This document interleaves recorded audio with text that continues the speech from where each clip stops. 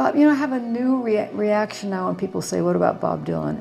It is such an honor to have been a part of his life. At 83 years old, Bob Dylan is now opening up about the 60 years he spent keeping her identity hidden. Her initial encounter was in 1963. About her, he composed his most renowned songs. Even after she departed, he underwent a profound transformation. The facts remained a mystery to even his closest companions. Dylan's astonishing revelation clarifies all. The motorbike accident, the born-again period, and the reason behind his disappearance during his peak stardom. The legendary Bob Dylan came into this world in Duluth, Minnesota on May 24, 1941, as Robert Allen Zimmerman. The little Jewish community was his parents', Abram and Beatrice's, place of origin. Polo struck Bob's father when he was 6 years old. His mother's hometown of Hibbing was a chilly mining town, so that's where the family settled. A harsh environment characterized by frigid winters and an abundance of iron workers. The early ideas of Bob were influenced by the cold, the silence, and the foghorns that could be heard from neighboring Duluth. Asthmatic and withdrawn, he spent a lot of time alone with his thoughts. His songs reflected the history and hardships of his family's migration from Ukraine and Lithuania. As soon as Bob turned on the radio and heard rock and roll, everything changed. When he was around 10 years old, he found Hank Williams and Elvis Presley. According to him, Hank's voice was like an electric shock, and the music impacted him hard. That emotion prompted him to begin improvising on the family piano. He has an innate talent. He could play along with his ears alone, without the use of written music. Strange and forceful, his chords caught people's attention. Due to the fact that his family owned several movie theaters in the area, Bob frequently viewed musical acts on film. When he was 14 years old, he began playing guitar and eventually formed bands.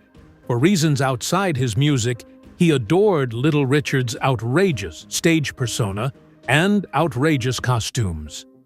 Bob aspired to emulate his qualities. While still a high school student, Bob had developed a profound passion for music. He formed the Golden Chords to play quick, loud rock music. The band allegedly caused the administrator to yank the microphone cord during a school talent event because they played too loud. Even though several of Dylan's bandmates said afterwards that it didn't happen precisely as described, that moment became legendary in and of itself. However, Bob's boisterous, defiant enthusiasm was noticeable. In fact, he said in his high school yearbook that he hoped to become Little Richard. He was dead serious. Something odd about Bob has always been, he has a tendency to embellish his story. He informed his fellow students that he was a New Mexican orphan. He enjoyed making up stories, even if none of them were genuine. The fabrications became more extensive after his 1959 relocation to Minneapolis. He regaled them with a myriad of fantastical stories. He made light of his true love's death, his descent into drunkenness, his time spent working as a Chinaman, and his fight with TB in one interview. He was just acting. It was really absurd. Even fictitious names like Saint Gunn. Bob wasn't only performing music, he was creating a persona. Musicians and even wrestlers have done it before, he had witnessed. As a performer, he knew you had to have a tale, even if it wasn't true. Bob started classes at Minnesota that very year. However, he was uninterested in school. He settled into a cramped flat above a drugstore in Dinkytown, a neighborhood teeming with political outsiders, poets, and students. He discovered his true calling there. He would perform in local coffee houses for a couple of dollars each night, and he would occasionally get fired for demanding more. His initial public appearance as Bob Dylan took place at one of those little locations. The origin of the name is a mystery. Rumor has it that a cowboy from a TV show was the source of inspiration, while some claim poet Dylan Thomas was the real deal. In any case, the moniker endured. Someone in Dinkytown gave Bob a copy of Bound for Glory, Woody Guthrie's autobiography. A lot shifted after reading the book. Bob shifted from electric to acoustic guitar. He shifted his songwriting style away from rock and roll and toward folk and protest. He completed his undergraduate degree by the year 1960. He finally left Minnesota with all of his belongings. With little more than a dream, a guitar, and a bag, a 19-year-old Bob Dylan alighted from a bus in New York City in the icy January of 1961. He was determined to meet Woody Guthrie, so he drove for over 24 hours straight from Minnesota, braving severe winter conditions. Dylan had looked up to Guthrie ever since he read Bound for Glory, the autobiography of a young man seeking meaning and music. Now Guthrie was ill, deteriorating from Huntington's illness while residing in a mental institution in New Jersey. But Dylan went nevertheless. He had the opportunity to perform for the man who had a profound impact on his musical vision, even in that serene hospital room. "I ain't dead yet," was the message Guthrie gave Dylan on a note as he struggled to talk. One of the two original songs on Dylan's debut album, Song to Woody, was written when he was away from the studio. He wrote it using Guthrie's tune from 1913 Massacre, since that's how folk singers pass their music down through generations. Columbia Records gave Dylan his big break only a few months after that. John Hammond noticed a quality in him that nobody else did. They referred to Dylan as Hammond's Folly, since the majority of label employees believed he was a mistake. But Hammond wasn't going to back down now that he had found stars before: Billie Holiday, Aretha Franklin. In October of 1961, he signed Dylan to Columbia. The 3-day recording sessions cost about $42, and Dylan boasted, "I would have signed anything." He also said he didn't need an attorney, but I must say, it was no picnic. Dylan despised taking second takes, popped every P, hissed every S, and couldn't hold the microphone steady. He explained to them that he couldn't perform the same song consecutively. His debut record sold a meager 5,000 copies in its initial year, due in large part to his intransigence. However, Hammond had faith, and his belief was validated, as those 5,000 copies were only the initial run. Dylan met the woman who would alter the course of his life, Suze Rotolo, at the same period. In addition to being politically active, her parents were Communist Party members, she was youthful, brilliant, gorgeous, and politically engaged. She was raised in an activist and protestive household. They were living together by early 1962, when Dylan was instantly captivated by her vitality. Suze unlocked his universe. Poetry, foreign cinema, avant-garde theater, and politics were all things she exposed him to. He began to perceive more than just music while he was with her. It was from that place that songs like The Death of Emmett Till and Masters of War emerged. They also appeared on the cover of Bob Dylan's seminal album, The Freewheelin' Bob Dylan, which features the two of them walking hand in arm.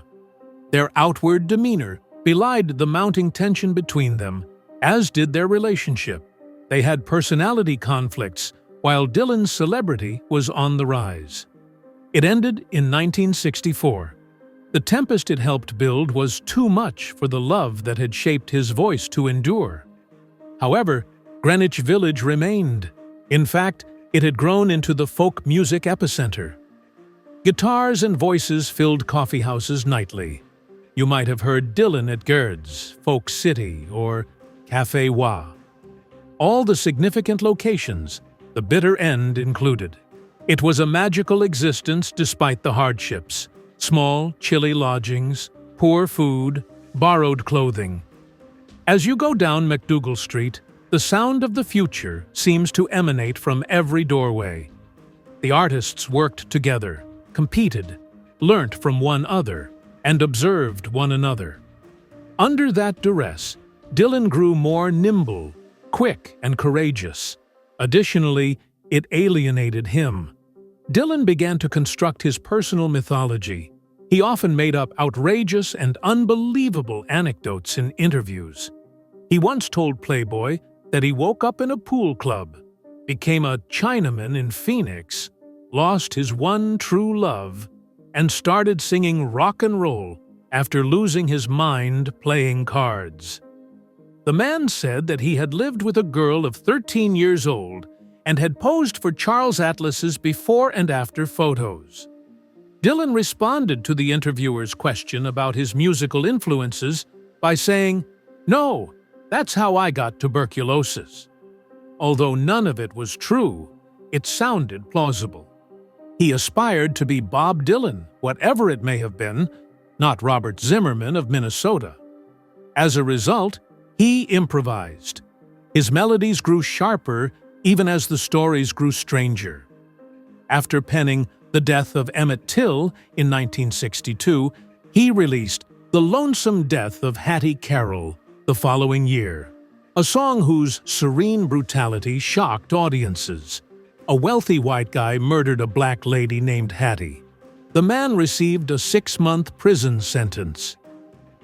The complete tale was given by Dylan, the individuals, the system, and the silence, rather than merely pointing fingers. It had evolved into poetry, not only protest. Notoriety began to spread over the globe in the summer of 1963. One of the most prestigious venues for folk music, Dylan performed at the Newport Folk Festival. The audience recognized him even though he was just 22 years old. Joined by Joan Baez, Pete Seeger, and the Freedom Singers, he performed Blowin' in the Wind while dressed in a worn army shirt. We Shall Overcome followed, and the audience got it. The festival's most impactful moment, according to Billboard magazine. Dylan had gone from being a mere participant to the scene's leader, and everyone could see it. A contributing factor to his ascent was his connection with Joan Baez. Despite her fame at the time of their meeting, she supported him, sung his songs, helped him climb the ladder, and even brought him on stage. They became inseparable on stage and off stage by 1963. At the March on Washington, they joined forces to sing a song that Dr. King would use in his I Have a Dream address. Fame, however, is not free. Even though Dylan invited Baez on his 1965 UK tour, he still wouldn't let her to play. When he married someone else a few months later, she felt betrayed and devastated. That was it. The anguish would inspire Baez to compose songs like Diamonds and Rust. Finally, The Times They Are A-Changin' arrived. Even the title said something. The assassination of John F. Kennedy, the growth of civil rights demonstrations, and the impending threat of war in Vietnam all contributed to the nation's state of shock upon its 1964 release. Dylan was well aware of his actions. It sounds like a hymn he composed, "Listen, senators and congressmen, this is a rallying cry." Some time ago, a buddy of mine said, "What the ham?" A shrug from Dylan, and the words, "It's what people want to hear," were effective. Despite spanning generations and seas, the song managed to reach number 9 in Britain. Timeless, according to critics. The words continued to resonate with listeners of all ages, even as the years went by. Dylan began undergoing yet another transformation that year, this time inside. Before beginning to read Rimbaud, he took LSD. His music became otherworldly. He preferred to use words to describe things now that he was tired of pointing fingers. His free-flowing song Chimes of Freedom was written in early 1964 while on a road trip. He drank alcohol and recorded 14 tracks in 3 hours in June. It was a strong indication that Bob Dylan's protest phase was coming to an end, and it became another part of him. The subsequent events would have a lasting impact on rock music. The music industry was rocked in 1965 by Bob Dylan. Not your average folk album. He dropped Bringing It All Back Home. The first half was filled with the booming sound of electric instruments, a full band, drums, and guitars. With the first few seconds of Subterranean Homesick Blues, You could tell something had shifted. No one understood folk enthusiasts. Once content to perform acoustic guitar and harmonica solos, this artist was suddenly ripping up the electric rock scene. And Dylan was fully aware of his actions. Lyrically, the album's second half became darker, sharper, and weirder, while remaining acoustically sound. He appeared to be displaying a dual personality, with one foot firmly planted in the past and the other eagerly looking ahead to what the future holds. Last but not least, "It's All Over Now, Baby Blue" seemed like a farewell, not only to a lover, but also to the whole folk scene that had dared to stop him. The 6-minute "Like a Rolling Stone" followed. For one, that was unprecedented. The people in charge of recording records despised it. It was too lengthy and unpolished for radio stations to play. However, an unusual occurrence occurred. A rendition of the song was performed at a New York club one evening, and the audience went absolutely bonkers. They repeatedly asked the DJ to play the record, eventually wearing it down. Radio stations began phoning the next morning, pleading for copies. Never mind if DJs had to switch records midway through to play the entire thing, no one seemed to mind. In a good manner, the words were like a punch in the gut. Dylan's voice seemed unending, and the organ wheezed behind him. It was so strong that Paul McCartney claimed it sounded like it might go on forever, and Frank Zappa joked that he wanted to stop music after hearing it. Dylan made his Newport Folk Festival debut only a few days afterward. His attitude matched his black leather boots. The crowd anticipated that he would play some soft music. He chose to plug in instead. The audience went absolutely wild as he tore into Maggie's Farm, with the help of an electric guitar and organ. People were sobbing, while some applauded. Allegedly, Pete Seeger threatened to chop the electricity lines. The scene of Dylan's electrifying performance in front of a multitude of bewildered and enraged folk fans went down in folklore. He stormed off the stage after only 3 songs. After that, he returned solo and played 2 acoustic songs, as if to placate the tempest. It was too late to stop the harm, or perhaps the evolution. For the next 37 years, he would not set foot in Newport again. Almost didn't happen. The eerie organ sound that Like a Rolling Stone is known for. Al Cooper, a guitarist who was barely 21 years old, was just in attendance to observe the recording session.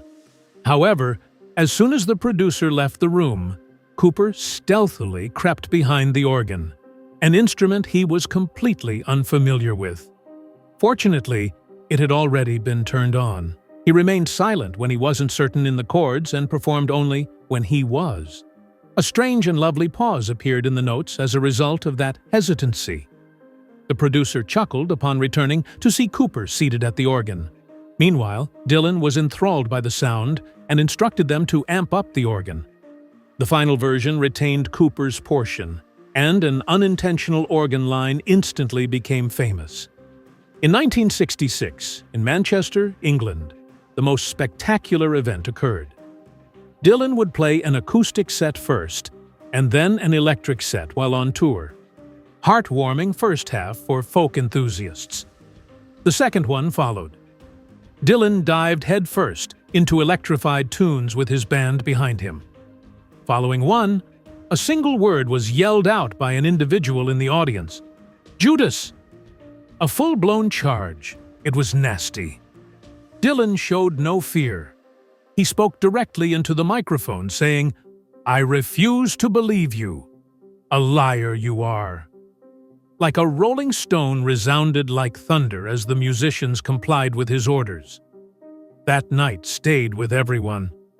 The identity of the insult's shouter remained a mystery for decades. Nobody could ever be sure, even if 2 guys claimed it. In secret, Dylan tied the knot that year as well. Under the shade of an oak tree on Long Island, he wed Sarah Lowndes while on vacation from touring. It was intimate, so intimate that Dylan desired to keep Sarah's pregnancy a secret from his friends. In response to inquiries, he maintained his innocence. The story was not broken by a publication until months later. They had a tangled connection. Prior to this, Sarah was a secretary and model. Dylan secretly married Sarah, even though they met when he was still involved with Joan Baez and Suze Rotolo. Blonde on Blonde, Dylan's magnum opus and a double album, was in the works at around the same time. After unsuccessful sessions in New York, he traveled to Nashville in search of what he called thin, wild mercury for his sound. He recorded the majority of the album in a matter of hectic days there with top-tier session players. They toiled away well into the night, propelled by caffeine, excitement, and who knows what else.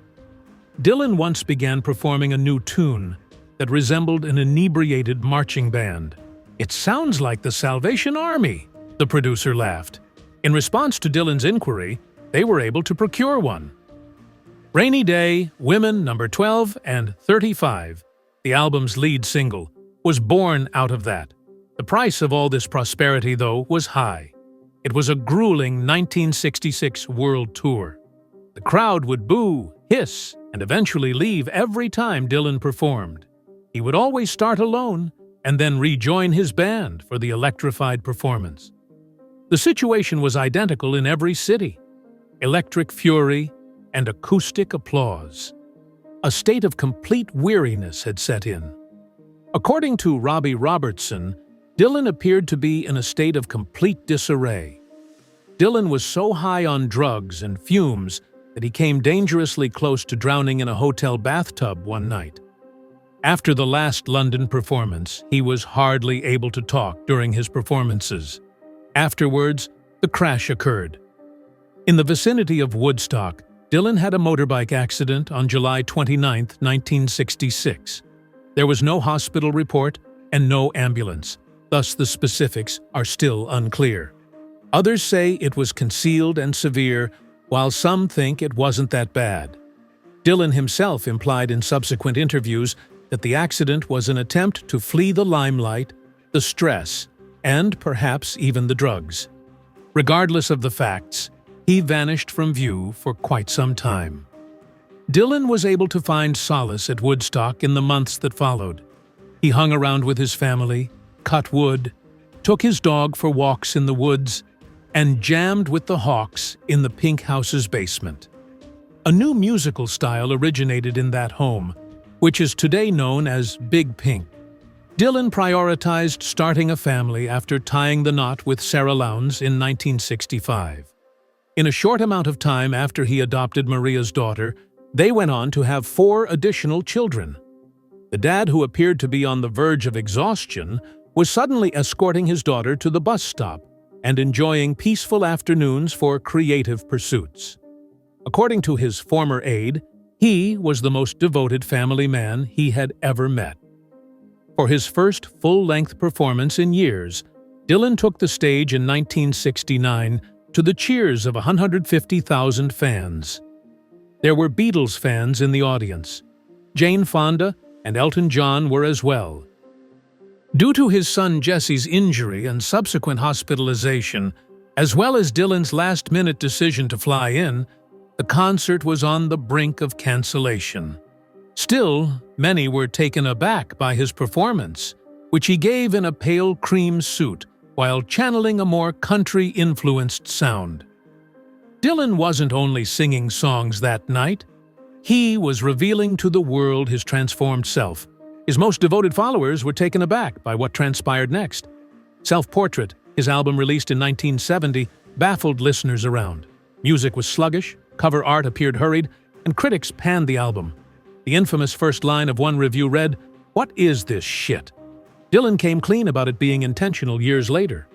Tired of being worshipped and viewed as a prophet, he produced the record to alienate people by giving them something they couldn't adore. In the end, it didn't matter because the record nevertheless became a gold seller. In fact, some people began referring to it as Misunderstood, a precursor to Dylan's incessant innovation. Planet Waves, His third studio album was recorded with the same band 3 years later. Fast and intense sessions yielded Dylan's first album to reach #1. The tour followed. Millions attempted to purchase tickets, but only a small percentage were successful. At the time, it was the highest-grossing tour ever. However, behind the scenes, things were heating up. Dylan's marriage was also crumbling, and the band was dissolving. In retrospect, he claims that enrolling in art lessons in 1974 was the turning point in his life. After that, Sarah could never really grasp him because something changed inside him. Dylan seemed to be opening a wound with his 1975 album Blood on the Tracks, which was a reflection of his emotional breakup. The anguish in the lyrics betrayed his denial that they were about his marriage. After receiving mixed feedback from his brother on the first version of the album, he went so far as to re-record half of it.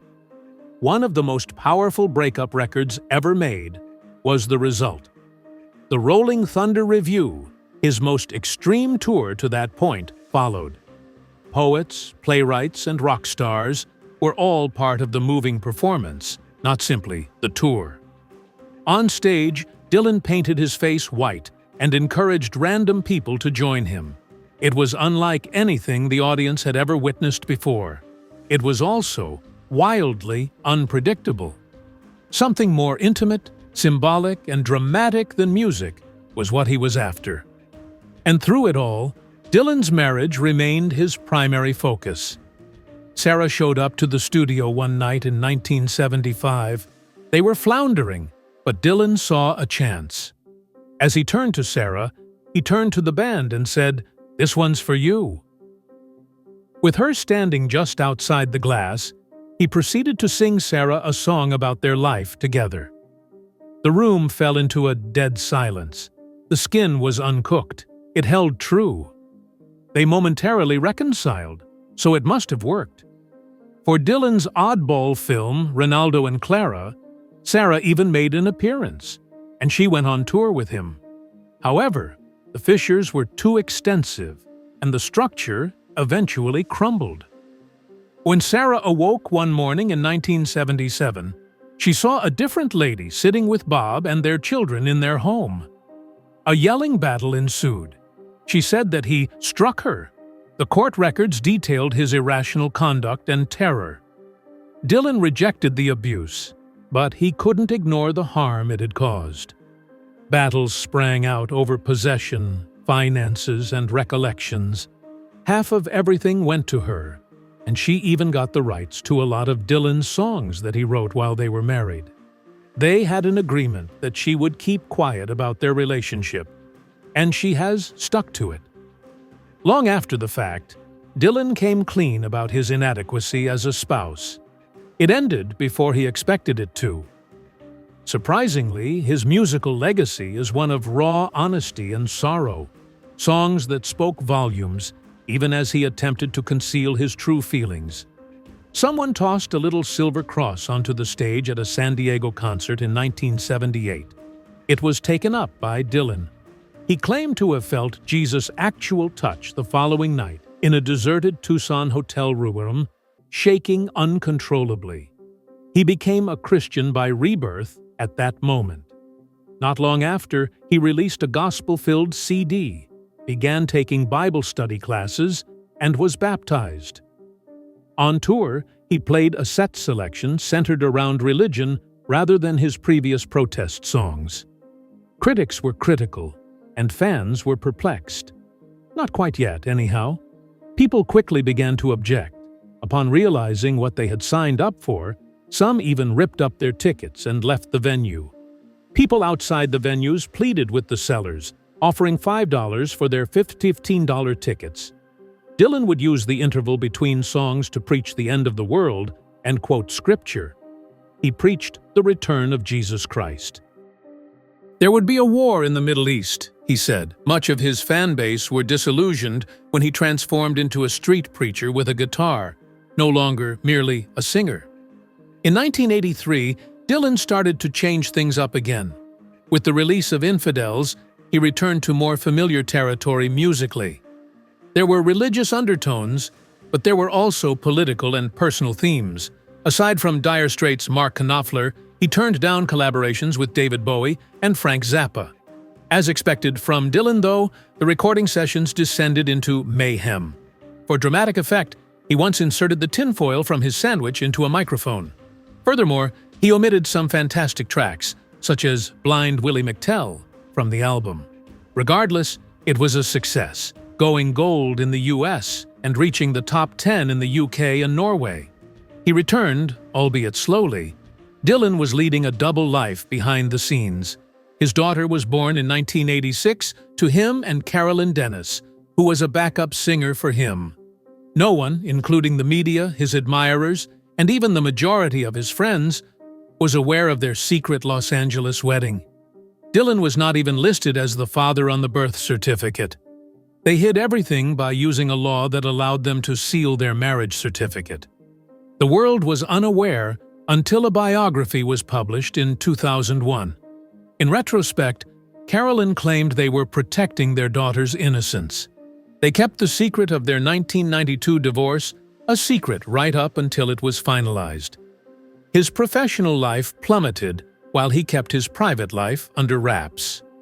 Critics panned his hurried and barely cohesive 1986 album Knocked Out Loaded, which Rolling Stone characterized as discouraging. Dylan came clean about how little effort he put into it. His 1988 album, Down in the Groove, didn't help matters much either. It was widely considered his worst work to that point due to its low sales. The cover art was a letdown as well. The label had originally planned to feature a guitarist astride a horseback riding in reverse, but they scrapped the idea. That was the entire period. Disoriented, off course, and replete with wasted opportunities. However, an unforeseen event occurred right as Dylan appeared to be fading out. Joined by George Harrison, Roy Orbison, Tom Petty, and Jeff Lynne, he recorded a brief song in 1988. A supergroup known as the Traveling Wilburys formed during that session. They all pretended to be silly characters and had fun, rather than attempting to become famous. The result was a Grammy-winning album that did more than just make money. It proved to Dylan that he was still very much alive. He had the ability to produce exceptional work. He still had more work to do.